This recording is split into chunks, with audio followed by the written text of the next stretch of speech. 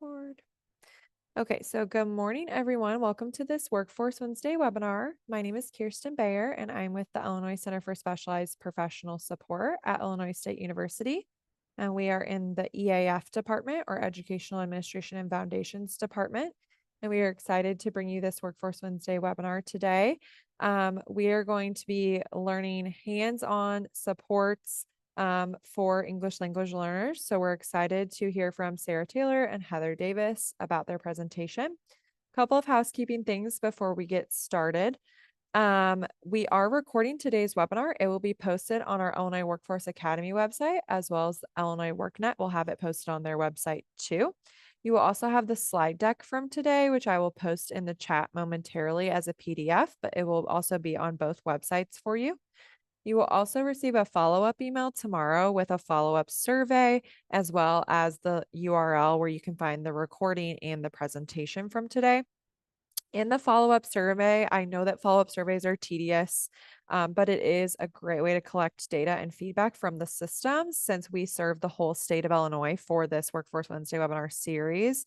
And so I highly encourage you to take the follow-up survey. I will post the link to it in the chat before we end today. So if you would like to just take it right away.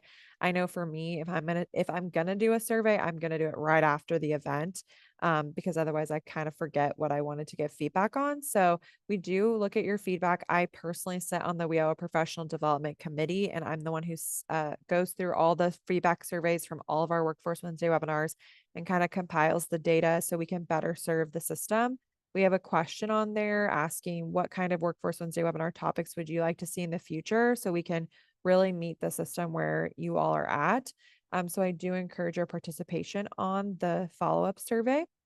Couple of other housekeeping things is that we are on the Zoom webinar platform, which if you have not been on this platform before, it's a similar but a little bit different than Zoom meeting. So it does look like a regular Zoom. You have all the same toolbar functions and everything like you normally would, but as an attendee, you do not have the ability to unmute yourself or turn on your camera. So it is a little bit more of a presenter audience formatted presentation as opposed to a collaborative presentation format. And so we do encourage your participation though. You can feel free to type in the chat. Let me go ahead and make sure that's open for everyone because Zoom likes to close it. So now it's open. So you can feel free to say good morning, type in the chat, ask any questions or comments in the chat. You can also type questions in there. You can also type questions in the Q&A if you would like, if that's more comfortable for you. And then we will have a brief portion during the presentation that Sarah and Heather have planned for where we'll stop for Q&A. And if you would like to unmute yourself and ask a question live, you can. You'll simply raise your hand on your Zoom toolbar, and then I will give you your microphone back. So it's just a little bit more controlled. And I think that's all the housekeeping. We do have closed captioning on today as well. If you would like to turn that on for either accessibility reasons or note-taking purposes. I always like to have mine on just so I can follow along. And then I'll launch our first Workforce Wednesday webinar poll. We do these every Workforce Wednesday webinar. So if you join us for a lot of Workforce Wednesday webinars, you've probably seen them before. But the first question is just where's your local area? So where are you joining us from within the state? Like I said, on the WIO Professional Development Committee, we have representation from all 4 core partners. And so we want to serve the whole state of Illinois from the tippy top to the bottom. And so we just want to make sure that we're kind of reaching the whole state in terms of who is on today. So we'll give everyone a couple more seconds to answer that poll.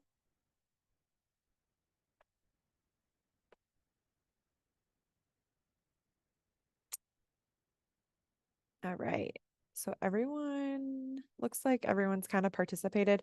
So we have mostly people from Chicago and Northern Illinois, but quite a few from Central as well, and a couple from down south as well. So thank you for answering that. Excuse me. And then which partner do you best represent? Title 1, 2, 3, or 4? I'm assuming because of today's topic with English language learners, we have a lot of Title 2 folks on today, but I'm hoping we have some Title 1, 3, and 4 as well, so you can better learn how to partner with your adult education community colleges.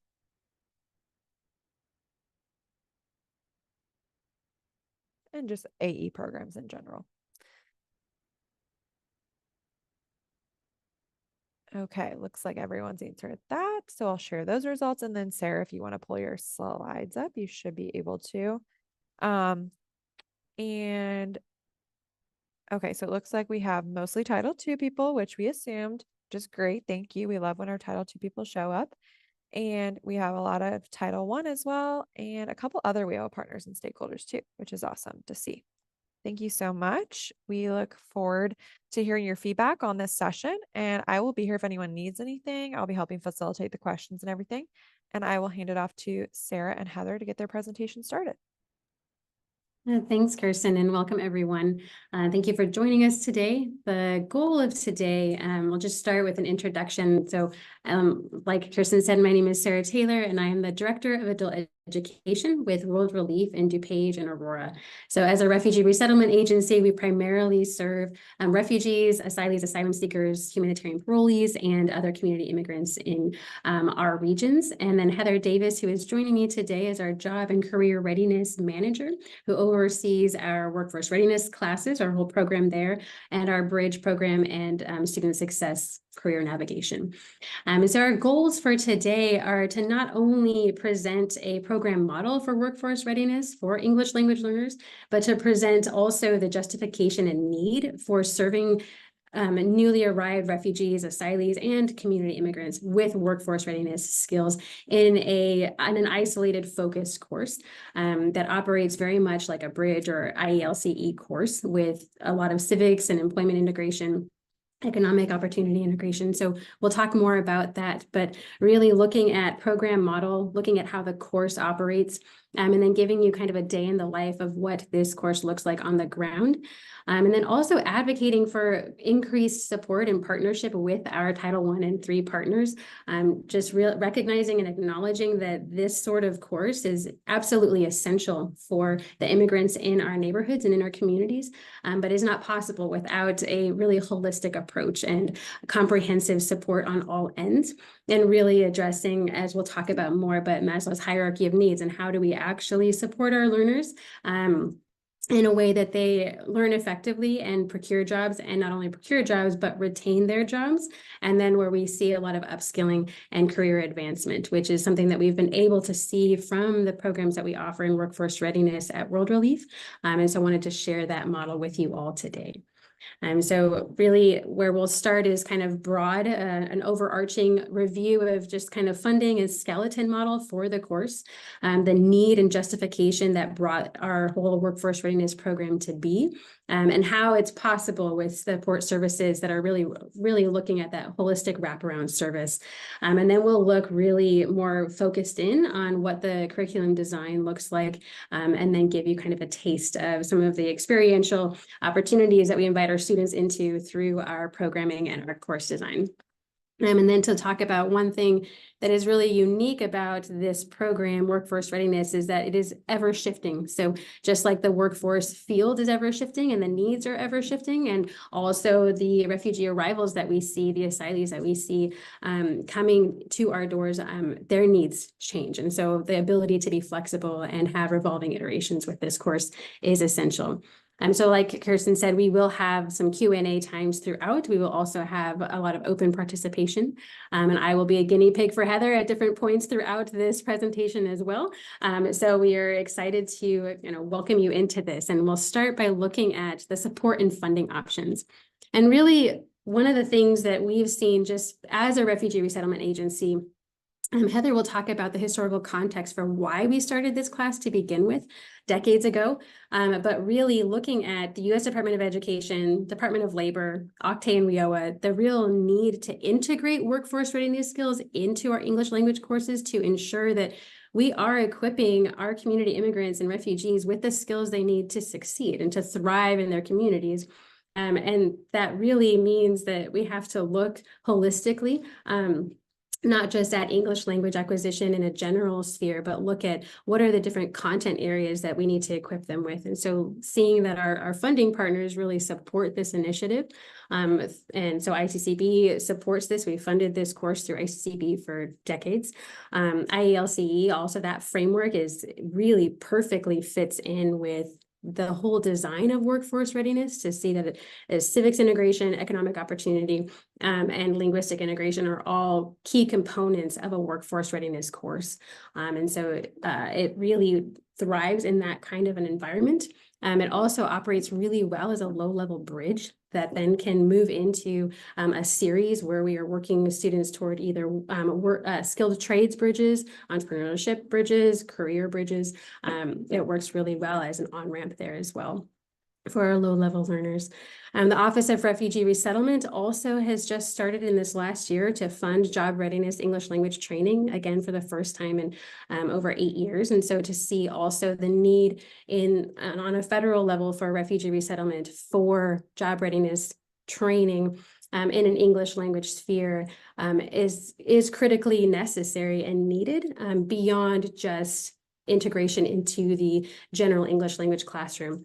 And so that's what we'll talk about how to create an isolated program that specifically gets after really focused workforce readiness skills in an intensive environment. A couple of different restricting pieces with these funding opportunities. What is beneficial on the Octavioa end is that it's not restricted. So there is not an immigrant status restriction tied to any of that funding that would prevent any community immigrants from joining a workforce readiness class. Whereas with ORR, it is strictly for those who are ORR eligible. So newly arrived refugees, certain asylees, and certain humanitarian parolees. And so if there's a way to blend funding or to find funding within larger streams, we can even meet community needs in a larger way. So those are just different things that drive, and depending on funding sources, that drive the direction and the shape of the course in various iterations throughout the decades. And now Heather will introduce us to the historical context that really brought us into starting this course. Good morning, everybody. Again, my name is Heather Davis, and I have been teaching with World Relief for 15 years. And of those 15 years, I have spent each one of them either teaching or creating curriculum for our job readiness classes. And we have been offering job readiness classes for approximately 25 years. And the curriculum and the classes, they grow and they change and we refine as we learn more and as the needs of both our clients and the employers that we partner with change. So how we began offering our job readiness class, our employment counselors were able to get them jobs, but then they noticed that a large percentage of our students weren't keeping jobs. And that not only hurt our students, but it also hurt our partnerships that we were developing. So they came to the adult ed department and said, can you please help us? We need to be offering some language skills. We need to be offering more about culture in the US workplace. We don't know how to teach, but you do. So will you help us? And we said, of course we would. And when we started off, it wasn't pretty. And I just want to be upfront with you about that. If you're looking to start something, it doesn't have to be pretty. You just need to start it. And we started off asking the questions, what do our students need to know? What do our employer partners need to know? And how can we do that? And so we are continually evolving and growing. We work closely with our employment counselors and in fact, the entire employment department to keep up to date on what things we need to add to our curriculum, what things we need to take out because they're no longer relevant. And we are currently in probably the third or fourth iteration of our workforce work readiness class since I started teaching.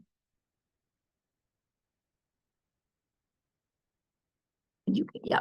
And then just to give you a little background on who our student base is, they're typically newly arrived refugees, asylee seekers, humanitarian parolees. We've also been able to open the class up for community immigrants. Our classes are multi-level. We offer them for emergent literacy learners as well as intermediate and advanced level students. Some of our students come to us, they've never held a pencil before. They've never been to school before, and then we have others that come to us with advanced degrees. Our current class, we actually offer 2 classes. Our class A is for emergent learners through high beginning, and our class B is for low intermediate through advanced level students. Each of those are highly multi-level. And just so you know, if you're thinking to yourself, well, you know, we're only going to be able to have one teacher, that's okay. You can offer this program to students. It will be highly multi-level, but you can do it. And then, of course, we also have a lot of our clients have experienced trauma. Most of our newly arrived refugees are also experiencing culture shock. And so we have designed our class with that in mind, to make it as safe and as welcoming for our students as possible. And along one of those ways in which we're able to and desire to make our class incredibly welcoming and supportive and safe for those who've been experienced significant trauma and horrors, is to ensure that we have a really robust wraparound service program. And so looking at the support service interdependency, and this is where our partnerships with Title I and Title III are absolutely integral in that workforce development piece, to ensure that while they are learning these content-specific instruction for workforce development, to equip them for their first day on the job, to equip them to succeed on the job, and to equip them to upskill in their jobs. We also are working with our WIOA partners on finding jobs, on how to adjust our curriculum to make sure that it's actually meeting needs, and then working with our community. And as a refugee resettlement agency, a lot of that is really internal. We have that internally, a lot of these departments. So we have family case management, we have mental health counseling, we have driver's permit training, we have career navigation and career pathways support team. And then we also integrate transportation and cultural orientations. And so not all of your Title II programs will have all of these support services wrapped in like we do as a refugee resettlement agency.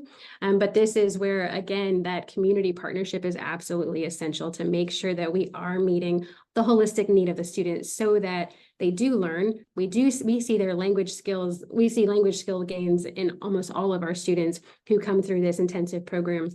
And then we actually, that retention piece in retaining their employment, that cultural orientation piece is absolutely essential for that as well. And to ensure that they are not only aware of what to expect on the job, as we'll talk about in the curriculum, but also how to navigate cultural clashes and how to even navigate their own culture stress. And so one of the things that I love most about this design is that in this 5-week intensive, which again, we'll talk about more in a bit, but in this 5-week intensive, students are able to navigate culture stress they're already hitting up against societally in their neighborhoods and communities as they're getting adjusted and getting social security cards and all of the newly arrived pieces that are absolutely essential to them actually being able to start on their first day. They're able to work through a lot of that in these first 5 weeks of their classes, able to work with employment counselors, employment specialists, able to work with an intensive case management, mental health counseling, and to ensure that their children are being enrolled in schools. So all of these pieces to ensure that those physiological needs are being met first and foremost, so that they are stable in their lives while we're also getting them stable for their workforce to retain their jobs. And then that driver's permit training that we're also beginning to re-employ post-COVID in ensuring that our students then are also being equipped to provide their own transportation when they reach a stage when we are not able to provide that anymore. But even the transportation we're also able to provide to class to ensure that they're actually able to even just get there. And so really seeing that one of the absolutely critical pieces in seeing a workforce readiness class succeed for newly arrived refugees, asylum seekers, is this support services piece. And then the next piece, as I've said, also is just that really integral piece of collaboration with WIOA Title I specifically. And really with our workforce development team, they work very closely hand in hand with our RIO Title I partners and other workforce, our LWIB and other workforce development programs in our communities to ensure that our students are placed well and that we are aware of the needs that employers have. And that we're also training and equipping our learners to meet those needs and even just the career fields that are most in need right now, so that we can even begin designing courses and specific content and projects that will equip our learners to succeed in those spheres.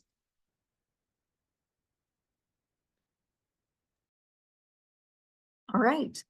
So when we implemented what is our current job readiness model, we incorporated 3 areas. One is thematic workplace language and culture needs. What did our clients need to know about working in the US that would help them succeed? And so we ended up creating, as Sarah mentioned previous, a 5-week intensive course. Unit 1 is personal information. Unit 2 is time. Unit 3 is money. Unit 4 is safety. And Unit 5 is health. It's okay, Sarah, you can go back. Then we also make sure that these lessons are scaffolded for skill development.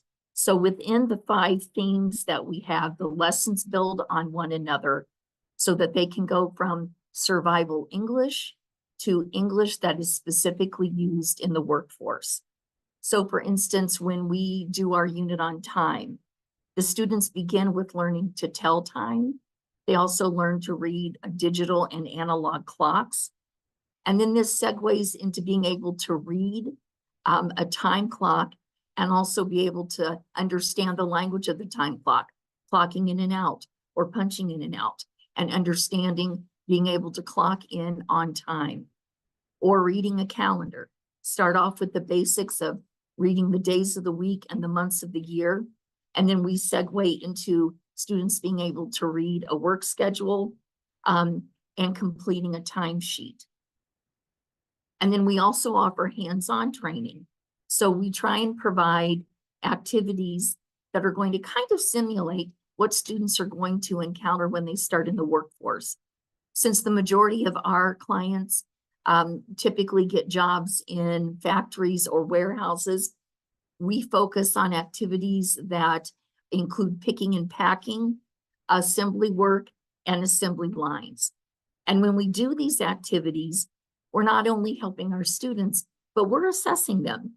We're helping them to look at accuracy, speed, quality control, and we share our observations with our employment teams in case we think that there might be some issues with some clients further down the road. All right, next slide. And then this is I'm going to talk a little bit more about our curriculum design. And again, we have been like 15, 20 years in the making of this. So when we look at the first line where it's talking about multifaceted skills development, we didn't have all of this included when we first started doing job readiness.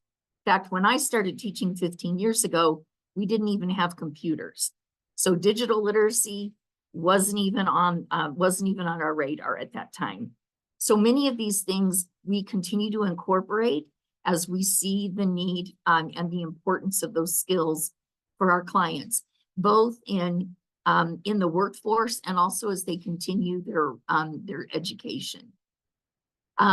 Again, the language is for survival English and then workplace specific language. So they understand what it means when somebody says pick and pack or clock in and out or punch in and out. And then we also focus on workers' rights. So many of our clients are coming from situations where they've been exploited. If they spoke up for themselves, they were mistreated. And see, we make it very clear to them that they have the right to work in a safe environment where they are not discriminated against. We talk a lot about OSHA, we talk a lot about EEOC, and we talk about ways that they can report problems that they encounter. So our curriculum design is 5 weeks. The first unit is personal information. A lot of that is really your name, telephone number, social security number, birth date, and being able to complete forms. So that's basic forms such as filling out a form to get a library card, and then filling out job applications or completing a resume. Our second unit is all about time. So telling time, days of the week, months of the year, creating a schedule. And then within work readiness, reading a work schedule, understanding the importance of time in the United States work culture. Time is money. And if you're clocking in at 8 o'clock and you're supposed to be starting work at 8, you're late. And so a lot of our clients are coming from cultures where time isn't quite as exact. And so we work with them. And then also the ability to clock in and out using time clock. Our third unit is all about money. And so we talk about US currency. We talk a lot about banking because we really want our students to open a savings or a checking account. We talk a lot about budgeting because their first job, they might not be making a lot. And so how do we make that money go further with a budget? We also look at reading a time card, reading a paycheck and a pay stub, what are benefits, what are taxes. We look at and how not to get scammed. We also talk a lot about credit and credit cards. And when is it right for you or our clients to think about getting a credit card? Then our fourth unit is all about safety. And this is where we talk about not only safety at home, but also safety at work. And that as workers, they have the right to work in a safe environment. So we talk about a lot about protective gear, identifying unsafe working conditions. How do you report those conditions? And being able to read and follow safety signs. And then our fifth unit is all about health. So we talk about body parts, ailments, going to the doctor. And then we also talk about, when do you call in sick? Do you call in sick when you have a headache? Or does it need to be a little bit more serious than that? And we talk a lot about making the decision, when is it okay to call in sick and when should you go to work?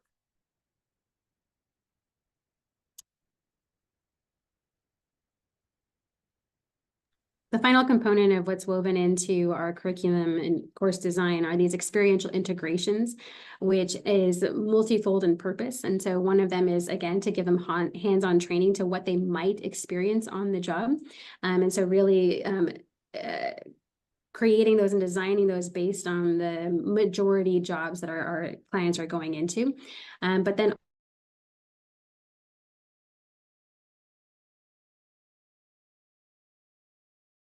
as they enter into their first time employment in the US, which can include environments that are very sensory heavy. And so really wanting to prepare them for that in a safe environment where they trust their instructor, they trust the students that they've been building bonds with. And then we create a fun environment that can provide some laughter, but then also ensure that they're aware that you are going into a very highly sensory environment, very likely.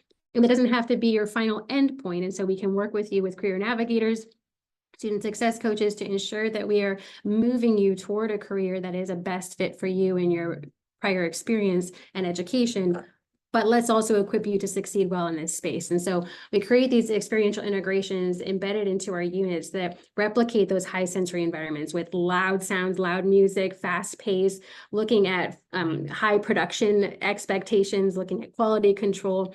And then also that second piece of, as Heather's kind of touched on a bit, is implementing workplace rhythms as well to create as much of a kind of virtual reality as we can in the classroom, where they are actually clocking in and out on a time clock. They attend to their workstations. They call in when they're absent. When they're sick, they have to call into their instructor like they would on the job. And so navigating a lot of those pieces to ensure that our students are best prepared to succeed and retain their employment, and then not be re-traumatized again as they enter into these high sensory environments.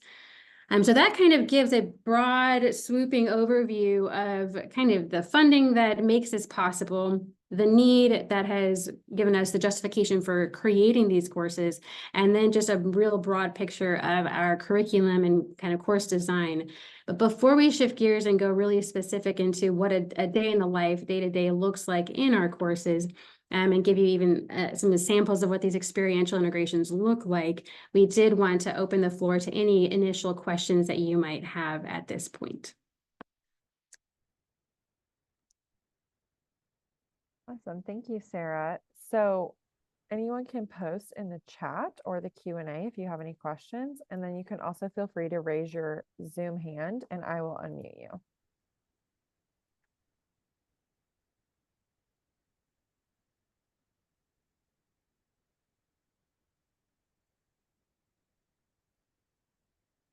William Dunn asks, where are the courses? And so right now we have courses in DuPage and Aurora. We have in person, we have online, and then we've just developed an asynchronous course as well. And so then our online class right now is a hybrid course where we bring students into DuPage 2 days a week, and then they're online for the remaining 2 days a week.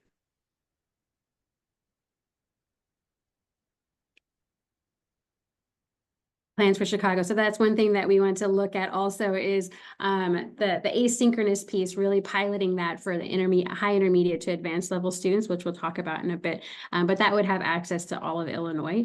And then looking through what it would look like to create something like this for in an online or hybrid environment with our Chicago offices as well. That's great.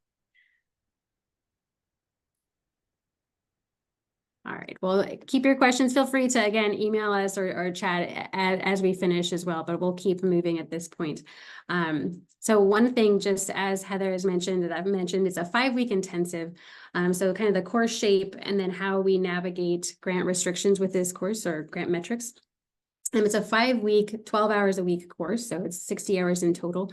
And it is rolling enrollment, which means every week we have students who are graduating and finishing their 5-week iteration, and then we have new students who are also starting.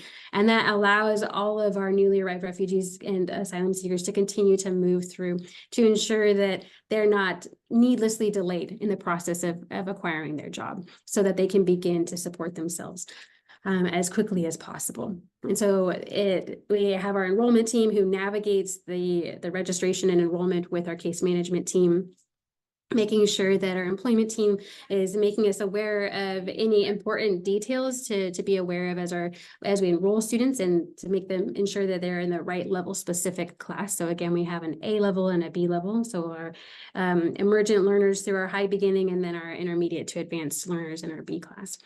And we test with Best Plus and Best Lit to ensure that we're really looking at oral skills development and prior education that our students have had as we place them. And then we have just organic curriculum specific evaluations to ensure that there is comprehension of job specific content.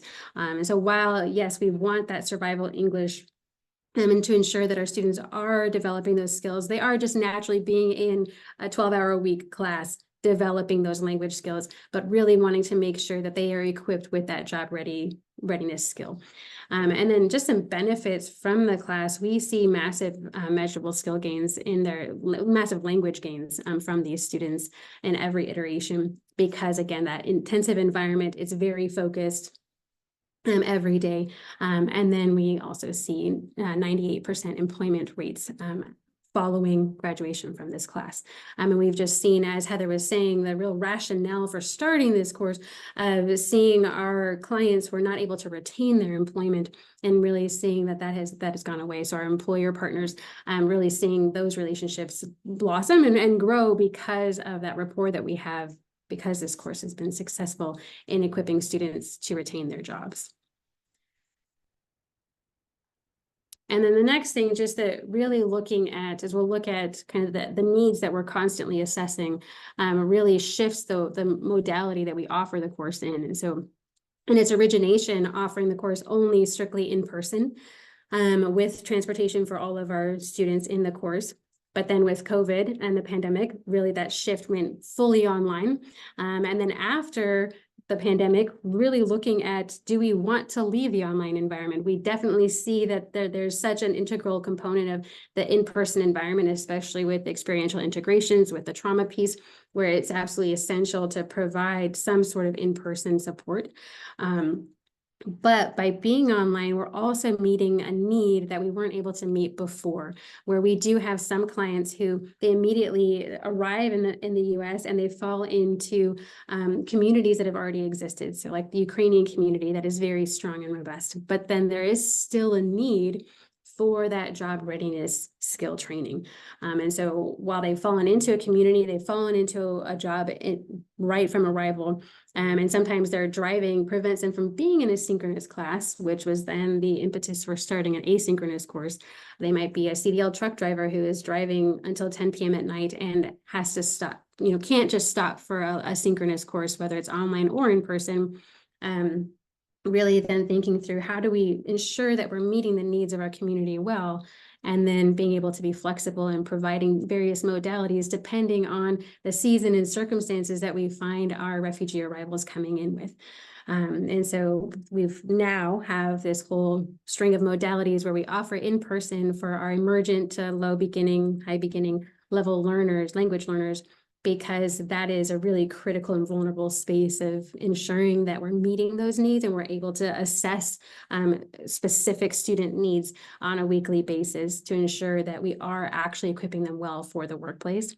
And then that hybrid class for our intermediate to advanced level students, where their digital literacy skills may not be high enough to take an online asynchronous course or even an online synchronous course. So they may have the prior education, they may have a higher language level, but their digital literacy skills are such that, or their cultural skills are such, cultural awareness of the Western workplace are such that they would really benefit from those experiential integrations in person and that extra digital literacy support that we're able to provide in our in-person times, where we have a digital literacy specialist who comes into this hybrid class and equips learners on even just basic hardware, how to use an iPad, how to connect to a hotspot, and then how to navigate the various challenges they might face in their online classroom the remainder of the week, while also equipping the entire class for ways in which they might face digital literacy needs throughout their lives. And so whether that's, navigating medical appointments online, navigating using a self-checkout at a grocery store, if that's all that's open, how do we ensure that we are holistically equipping our students to thrive in their communities, which helps them to succeed in their work as well. So we offer varied modalities for varied purposes and varied student needs. And so that really is driven by this continuous needs assessment, where we are then looking at how can we be the most flexible to ensure that we're meeting our students' needs as they change and shift. And so that might mean that sometimes refugee arrivals come in waves where the language levels present shift dramatically, which means that the nature of the course and the focuses of the course needs to shift dramatically. Sometimes we're in a space where we have such high volumes of refugee arrivals that we can't help but have massively multi-level classrooms. And so how do we navigate that? How do we solicit support from the community to get more volunteer engagement so that our instructor is not in a room with 35 students from NRS 1 to 6, navigating job readiness across that varied language span. And so really looking for volunteer support, looking for community support, even from our Title I and III partners of how can we even get more integration into that space to give our students the best support possible. And then we look at their educational background as well. So while the language levels might shift dramatically in waves, the educational levels that our students come with might also shift dramatically. And that also shifts the degree to which we focus on whether it's the language comprehension part or it's the job comprehension part, which also plays into that cultural piece too of how closely aligned is the American culture with the culture that our clients are coming from, in terms of how intuitive certain aspects of getting to work at before 8 a.m. to start your job at 8 a.m. versus arriving around 8-ish. And so to what degree do we need to focus more heavily, more intensively on different elements of the curriculum based on the waves of arrivals that we have and our student base? We also look at the career background because we have career navigators, student success coaches, our career pathways team that meet with our students to ensure that when they graduate from this workforce readiness program, that's not the end. That's not the last they see of us. Hopefully they go on to continue, and usually they go on to continue with general language classes with us, but then placing them in an appropriate bridge class, or if they're at a high enough language level of eligibility, into an IET, into an ICAPS course with our partnering community colleges.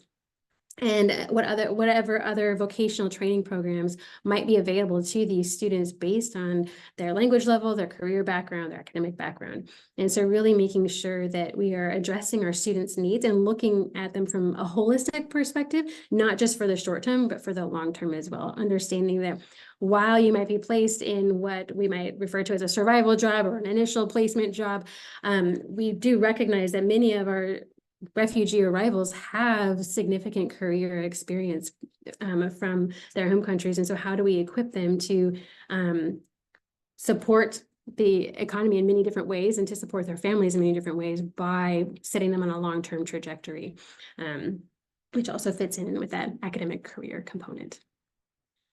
And now we're going to get into a bit of what does it look like in a day-to-day? And so we'll give you a bit of what those experiential integrations look like and why we do them. And I will turn it over to Heather for that. And this is where I will be her guinea pig. All right. So as Sarah said, and as we've been talking about throughout our time together, one of the aspects that we integrate into class is experience, because a lot of our students are coming from different types of jobs, and maybe jobs that they aren't going to encounter or that they wouldn't have encountered until they came to the US. And so we want to try and prepare them as much as possible for what it's going to be like to work in a factory or a warehouse. So a lot of times we have our students stand for long periods of time because they're going to be doing that. They're not going to be sitting down, picking and packing. They're going to be standing up on hard floors. Sometimes we play music so they get used to how loud and busy it is. If we're doing an activity that requires a lot of movement, walking around, we talk about moving quickly, because you're not going to be moving slowly at work. You got to move fast from place to place. So we're always trying to include different experiences within our classes to get our students prepared to go into the workforce. So one of the activities that we do is called folding towels, and it's pretty basic. You can have a towel or a washcloth like mine. And basically what we have them do is we have them practice folding the towels. So Sarah's going to be my guinea pig. Or I should say my student.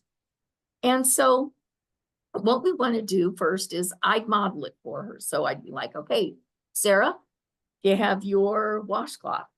Great. Okay. So this is how I want you to fold it. I want you to fold it once, and then I want you to fold it twice so that it looks like this, a square. And let's see if I can find it.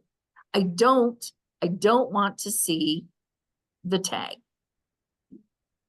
Right. So I might do this individually with Sarah, or we could do it with teams where they are assembling these, folding these, putting together stacks. If you have boxes or tubs, you could even have them practice packing so they get used to that. So now that I've modeled it for Sarah, I'm going to have Sarah's, first of all, I need to ask her, Sarah, how many washcloths do you have? 5.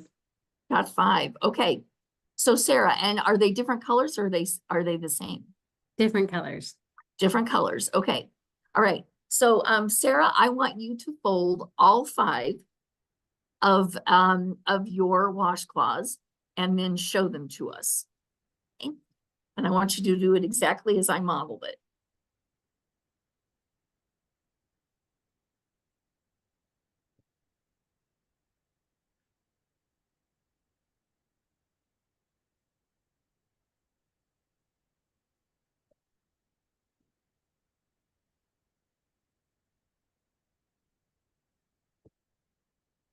All right, there you go. Those look really good. Can I see? Yeah, can you keep turning them? Those look nice. They seem to be facing the same direction and no tags, so that's good. Now, there's one critique I have for you.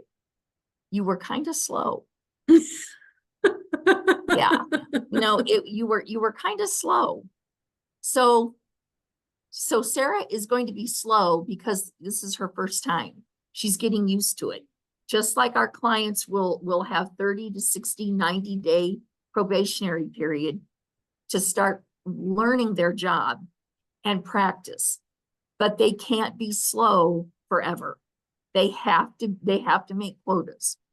And so what I would do in a situation like with Sarah is we would just keep doing it in teams. We might make it a competition. Who gets it done quickly. And then whoever wins gets some kind of fun prize like chocolate or something like that. But helping them to understand it's okay to start off slowly, but you have to get faster. And not only do you have to be fast, but you have to be accurate. So again, I've asked Sarah to do folding again, but this time we're going to have a couple changes. Okay, And you might want to try and be a little faster too. do my best.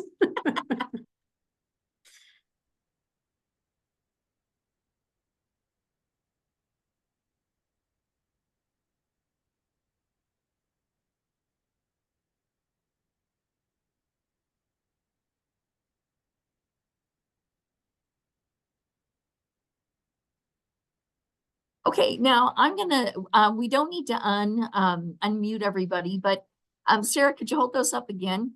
Mhm. Yeah. So if you want to in the chat, what do you see that's different about Sarah's stack this time? Does anybody see any differences? See some tags? Exactly. Anything else? Wrong directions? Yes. Anything? The tags are showing? Exactly. I specifically told her not to do the tags, but she did it anyway. So maybe she's doing, yeah, they're not quite neat. Exactly. So we've got a couple of problems. They're not neat.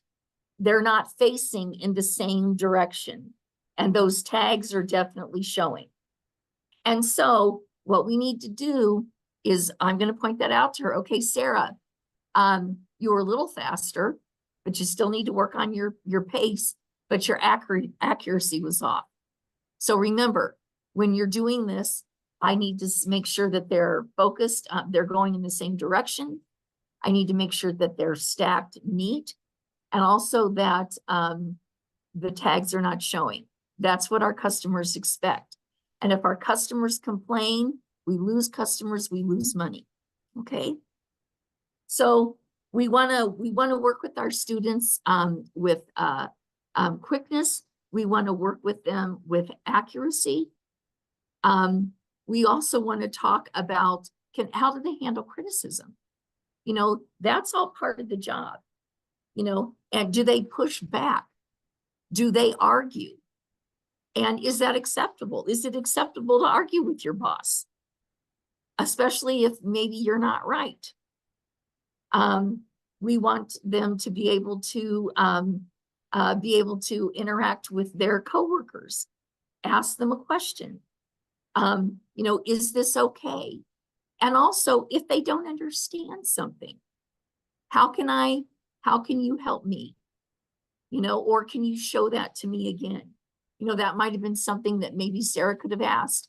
Heather, I'm not quite sure I remember how to do this. Can you show it to me again?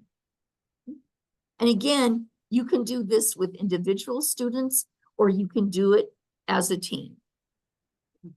Right. All right. Okay. And then the next one is an experiential activity that we use with Legos. So some of our students have to do assembly work. And some of that assembly work can be quite small. They're working with cell phones, with hearing aids.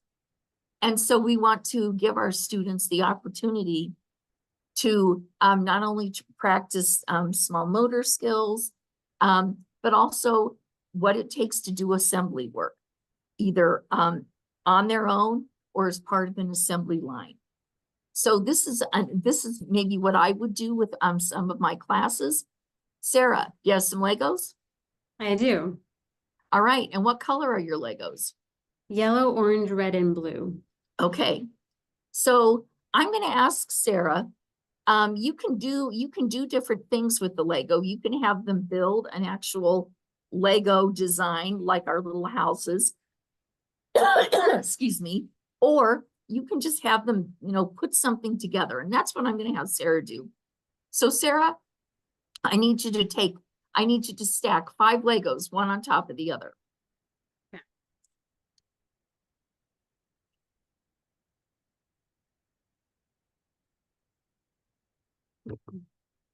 I'm not sure. Okay.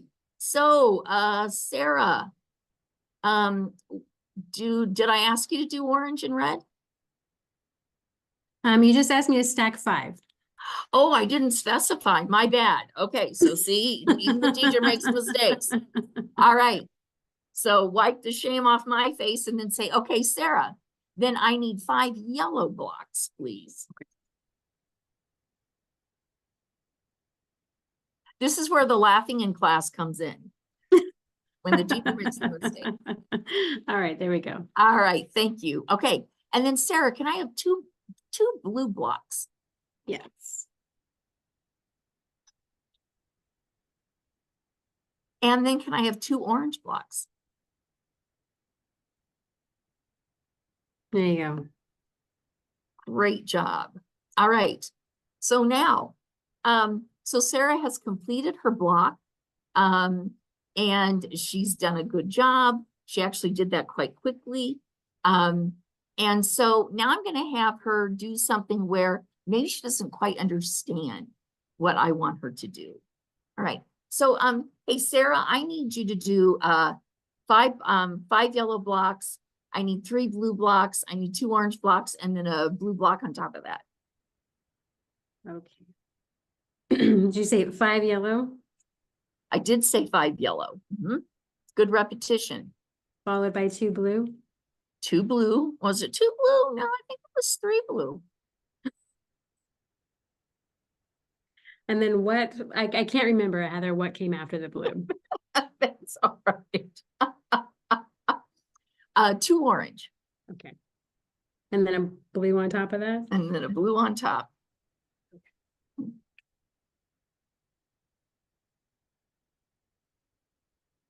All right. And I'm not doing this to humiliate her. All right. The point is, I spoke quickly. I gave her multiple things to do, and she couldn't remember them all. And that's okay. You're new on the job. There's a lot going on. There's a lot inundating our clients' senses. And so what we want them to understand is it is okay to ask for assistance. It is okay to ask for repetition. It is okay to ask for help. And, whether that's asking your boss, asking a coworker, it is okay. And in fact, it's needed. If you notice that there's a problem and the clients are just standing there and don't approach the boss, that's going to get them into trouble. And so what we want to encourage them, some of our clients are coming from cultures where it's not okay to talk to the boss. It's not okay to make eye contact with the boss. And so through this experiential learning, we're helping them to understand it's not only okay, but it could be a necessity. It's necessary for you to do that. So when we're doing an activity like this, again, it can be with individuals, it can be a team. We could have 3 or 4 students where one student does the 5 yellow blocks, the next does the 2 blue blocks, the next does the 3 orange blocks. And then we look and see, were they able to follow the instructions correctly? And again, you can make it a contest. Who gets it done fast and accurate? A lot of times what we encounter is our clients think it's okay, you got to finish first, and accuracy is out the door. And so what we are trying to encourage them is you've got to be fast, but you also have to be accurate. And some other ways that you can do both the TOWEL activity and whatever experiential learning activities you decide to incorporate, you can give written instructions. If you have higher level learners who their reading is better, you can give them written instructions. You can give oral instructions. What are ways that you can challenge your students without overwhelming them? And if you don't have Legos and you're thinking, you know, we're going to be starting a class, but we might not have a huge budget. We can't go out and buy Legos. You know, you can do puzzles. You can get little puzzles at the Dollar Tree and have them practice assembling those. I've used really inexpensive little flashlights that I got at the Dollar Tree, take them apart and have them assemble. Anything that gets them having to follow instructions, needing to think about a process, and that gets them to be able to practice not only being fast, but also being accurate, are good activities. And it's also fun. You can have them be the quality control. You can sit back and relax for 10 minutes and have students be the quality control person. Have the students time one another. There are all different types of activities and different skills that you can assess. And when we have our students do these, again, we're looking for, are there problems, or are there students who do a really good job? They step up, they take a leadership role. They're good at directing others. And all of these observations we share with our employment colleagues, so they know what might be challenges, and also what can be some really good situations when our clients get their first jobs in the United States.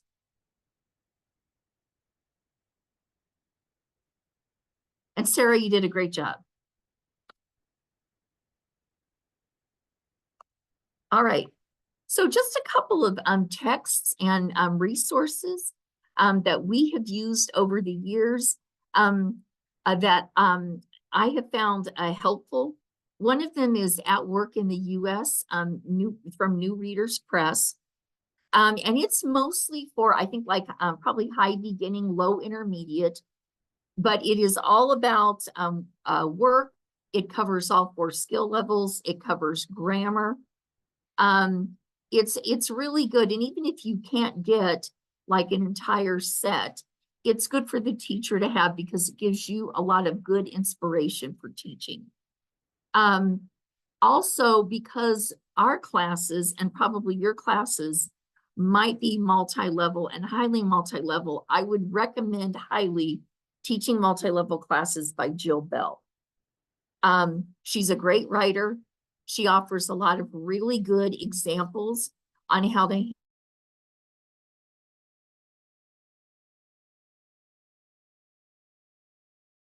for activities. And then get yourself, you know, think about what kind of manipulatives you want to use in your class and go out and buy them. You know, towels, you could get at Amazon, or you could, you know, go out and buy some used ones at Goodwill. To practice assembly line work, we do an activity where we have plastic bags, beans and rice, measuring cups and spoons, and a scale. And students have to practice filling the bags with certain weights of rice, certain weights of beans, weighing them, sealing them. And then we have somebody who acts as a quality control person. And always make sure you have a box on hand so the quality control person can test it over the box so your rice doesn't spill all over your floor. We have a time clock so that students can practice clocking in and out. So just think about different activities that you want to incorporate, and ways that you can have students practice those activities in your classroom. If you are going into the sewing field, measuring, is a really good activity for students to be able to do, and they can measure anything. And then the Occupational Outlook Handbook is a really good source, and it's online. It's a good source for sharing videos and sharing job descriptions with your students about specific jobs that they're going to be taking on for their first jobs in the United States. And then also to incorporate digital literacy with the learning, helping them to learn to navigate websites like Indeed.com. So once they're beyond you and they're looking for jobs on their own, they know how to do it online. How to operate and navigate the WorkNet job boards. And really importantly, the public library. You know, they get a free library card, and the public library is a great resource for them. You know, they can use computers for free. There are all kinds of, you know, they can get their tax forms there. They can get help with their taxes there. You know, they can get help applying for jobs, filling out applications, all kinds of things.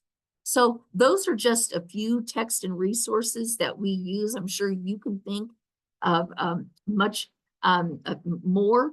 And if you want to, you can put those in the chat.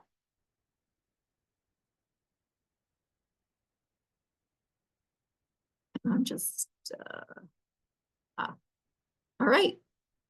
So how do you want to start your job class? So who's getting a job? Maybe you can look at in the chat. I'm actually, sorry, I'm asking our attendees, you know, who are you working with? Can you put that in the chat?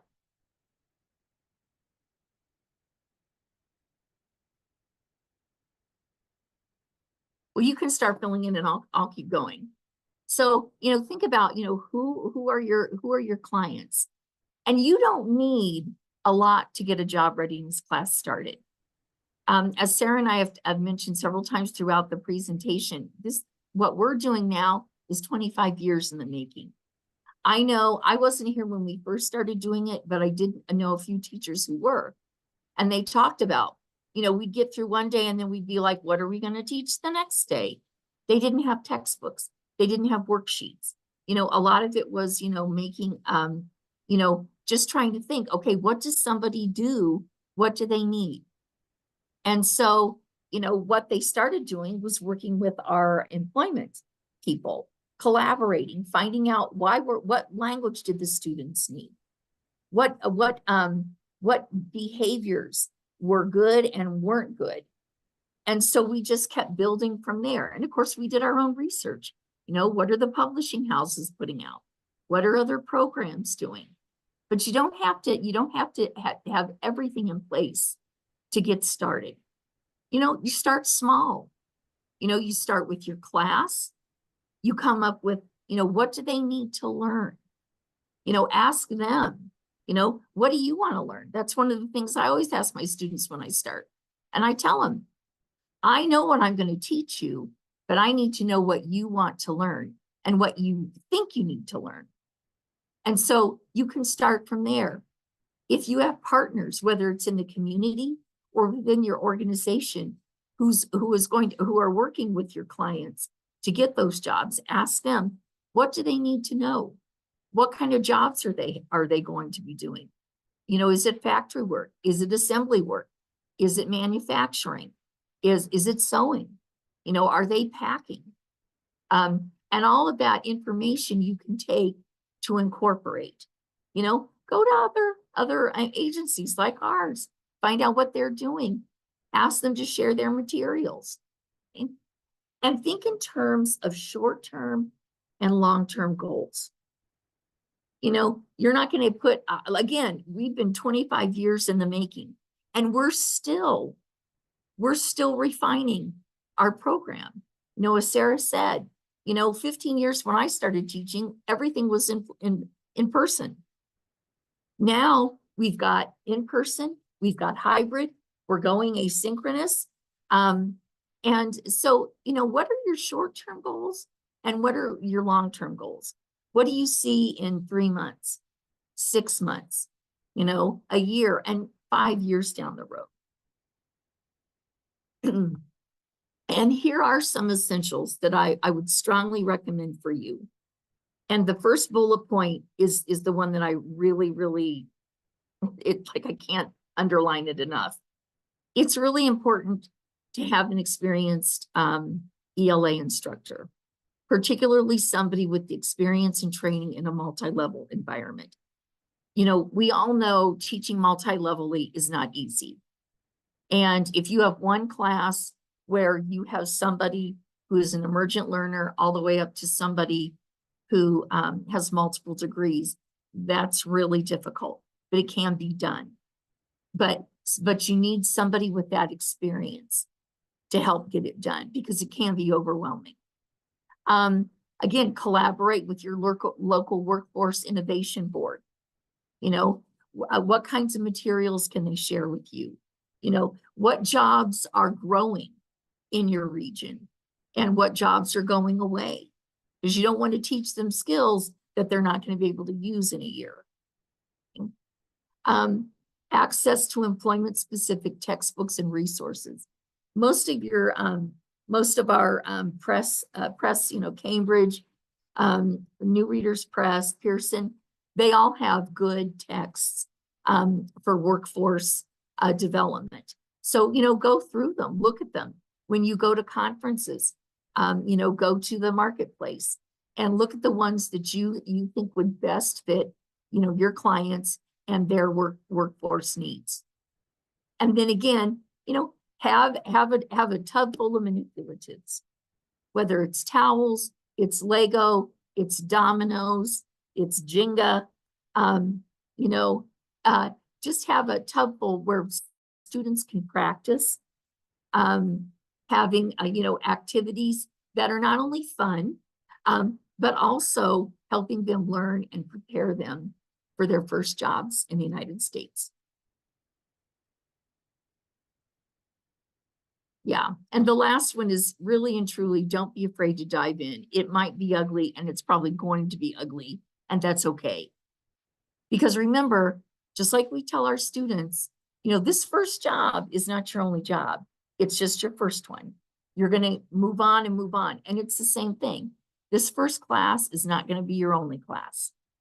And, I think good teaching is also about experimenting, what works and what doesn't. And so that's one other thing. You need to be reflective. What works, what doesn't work. Why didn't it work? Find somebody you can bounce ideas off of. But don't be afraid to try, jump in, and just be willing to live with the mess for a while. All right. That's great. Thanks, Heather. And that concludes our presentation for today. We did want to open it up to any questions that might be lingering, but then also an invitation to contact us, either of us, Heather or myself, to come and visit one of our classes, to ask more specific questions, or to learn about the asynchronous course we're piloting this spring. So we've got I just want to comment on some of the things that came in from the chat about what their students. So somebody has 17 to 24-year-old GED students. Yes, we're working with a WIOA group that is roughly the same age. Spanish immigrants between 22 and 36, new arrivals and refugee community, immigrants and refugees of all ages from all over the world, and then GED bridge students, and many are immigrants. Thank you all for joining us today. And again, we love talking about workforce development and workforce readiness, and would be more than open to talk more about this in the future. Thank you all. Awesome. Thank you so much, Sarah and Heather. If there's any other questions, feel free to put those in the chat or the Q&A. And I just want to remind everyone about the follow-up email that you will receive tomorrow with the presentation and the Zoom link and everything, or the recording, excuse me. And I did put the presentation slides in the chat as well, so you can feel free to download those. Getting lots of thank yous. Lacey says, what sorts of employers are you working with? Oh, oh, Yeah, we have over 200 employers that we're working with in the DuPage and Aurora area. And that varies based on, again, our students' background and education and experience. So from what Heather spoke about in terms of packing and manufacturing, all the way through to more career readiness employers, but all within the DuPage Aurora community.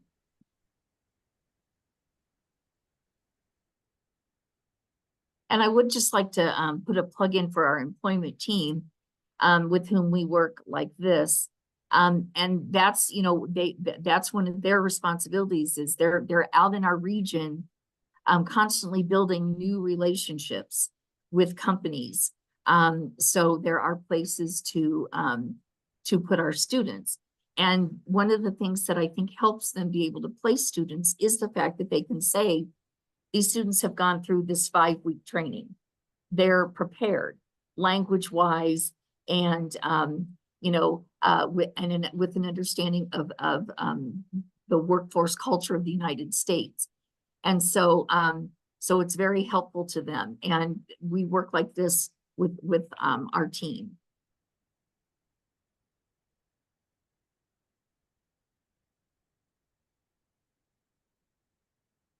Okay, anything else? Yes, the meeting was recorded. Yes, it was. And the recording and presentation slides will be on our website as well as Illinois WorkNet. You can find them there and you will get that URL to both in the follow-up email tomorrow.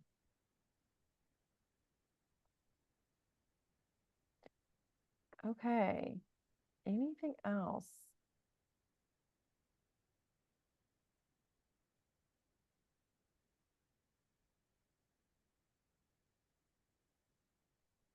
Getting lots of thank yous. Well, thank you so much, Sarah and Heather, for your time today. I really appreciate it. And I will, everyone, please look forward to the follow-up email tomorrow. And I think we'll go ahead and close us out for today. All right. Thank you. Thank you. Have a good day, everyone.